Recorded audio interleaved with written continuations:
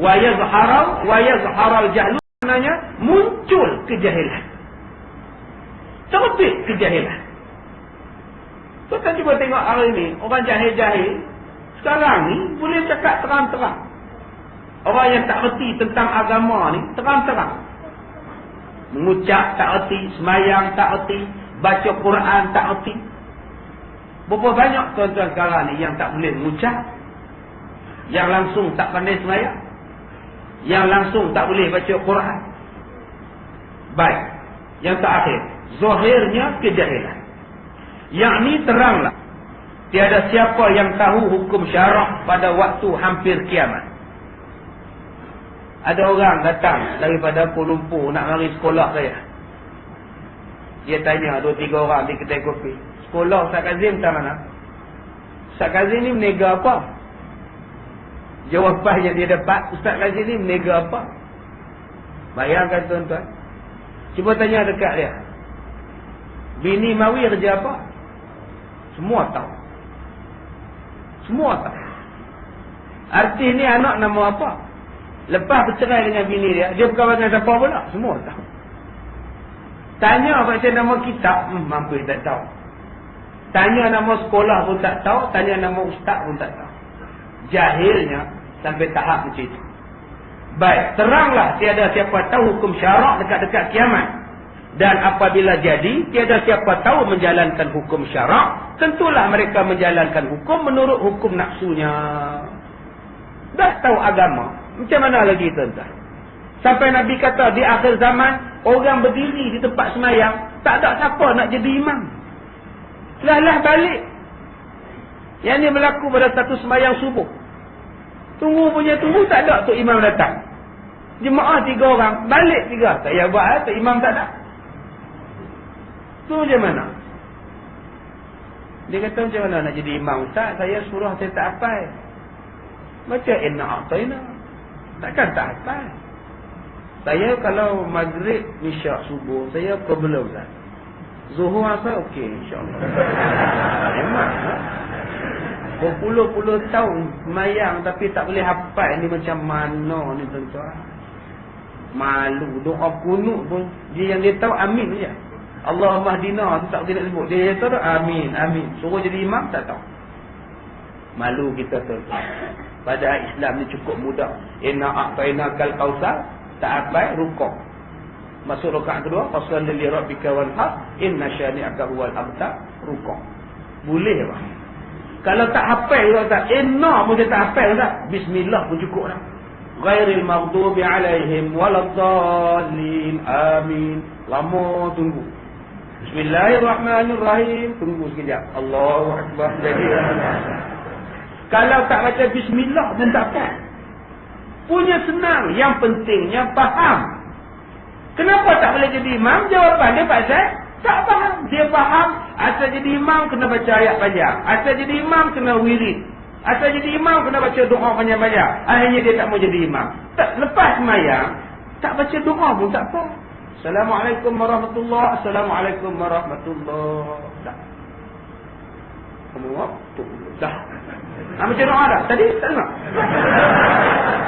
Apa yang susah tuan? Yang pentingnya faham.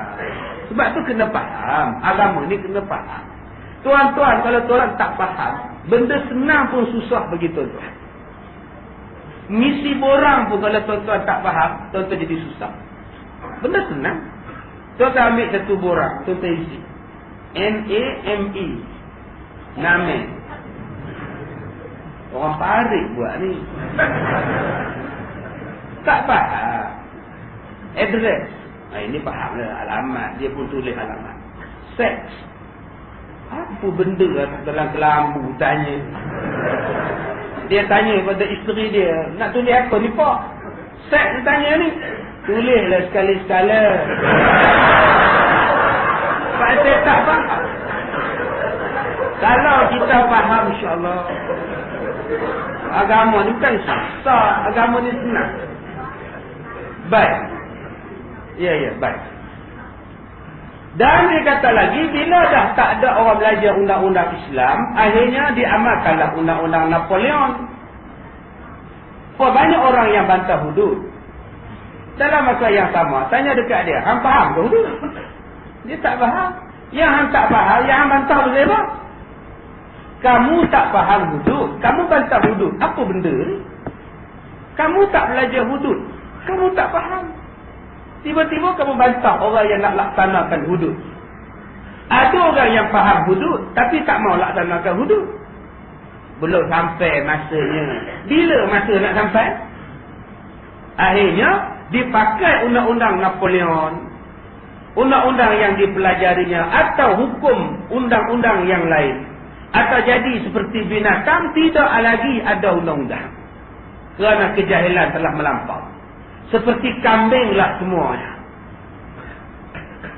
Kambing ni tuan-tuan, kalau tuan-tuan kaji, semua Nabi-Nabi bela kambing kebanyakannya.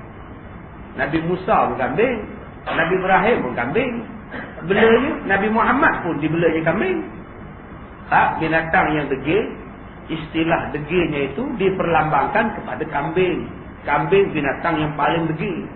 Kalau tuan-tuan ajak dia mandi, dia berat 4 kaki tu kan. Bukan kata berat depan je, 4-wheel drive dia pun berhenti tu kan. Itu yang dikatakan kambing.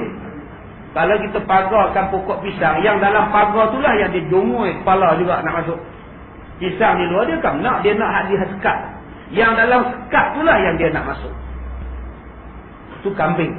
Kalau tuan-tuan pun macam itu. Yang dilaranglah yang tuan-tuan nak buat. Kan kambing nama dia. Kalau kita kata jangan, nak buat juga, kambing lah. Kenapa Nabi membela kambing? Sebab nak membiasakan dengan kedegilan.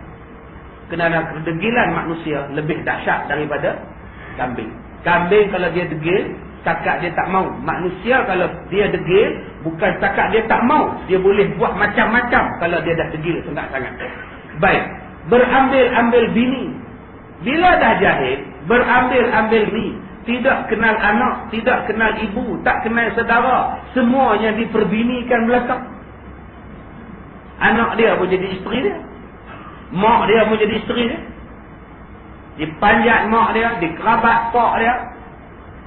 Hari ni apa nak jadi tuan-tuan? Kita baca dalam paper hari ni. Pak saudara pergi tangkap anak saudara, buat projek dalam tandas. Bukan buat projek tandas, buat projek dalam tandas. Projek tandas lain, projek dalam tandas lain. Dahsyat sekarang ni tuan-tuan. Itu yang dapat dikesan, yang tak dapat dikesan. Ataupun kata dia, harta orang menjadi hartanya, dan hartanya pula menjadi harta orang, seperti yang berlaku setengah-setengahnya, yang berlaku pada kaum yang besar di Eropah. Zina sudah menjadi biasa, pergaulan sudah menjadi terlalu bebas, seperti anjuran Bolshevik dan sebagainya. Apabila sudah berlaku kejahilan, maka itulah tanda kiamat, dan berlakulah zina, wayab wa zina. Kejahilan membawa kepada yang ketiga, iaitu zina berkembang biak. Zina merata-rata. Tadi saya sebut dah. Dalam tandas, dalam kereta, bawah tangga, dalam bilik kelas, dalam bilik darjah, di sekolah. Zina ni merata. Diiklankan pula zina. Ada offer lagi pula, diskaun untuk pelacur. Musim biasa 2,5. Sekarang zaman kemeletetan turun 140. Ada servis lagi lah, ekstra servis lagi pula. Udah jadi begitu murahnya perbuatan zina ni. Zina menjadi lebih senang daripada menikah. Cuba tuan-tuan tengok, zina lebih senang daripada menikah. Nikah ni sikit punya seksa. Naik helikopter, naik kereta kuda. Sak pakai pakaian Jawa, sak pakai pakaian Arab. Nikah susah. Kena minang, berisik, hantar belanja, nunggu naik qadi. Isi borang, pi pejabat qadi. Buat bubahan lagi. Hantar duit belanja. Sewa bas rombongan lagi. Nak pacak bunga mangga tengah jalan lagi. Nak buat kad undangan lagi. Buat pelamin lagi. Baju malam lain, baju siang lain, baju pagi lain, kek 7 tingkat. Doa selamat belum masuk. Lagi khatam Quran lagi. Ya Allah, nak menikah punya seksa. Zina. Ada kursus. Nak kahwin, kena kursus. Zina tak ada kursus. Senang je tentang zina. Sepatutnya dalam sebuah negara Islam, zina yang susah, kahwin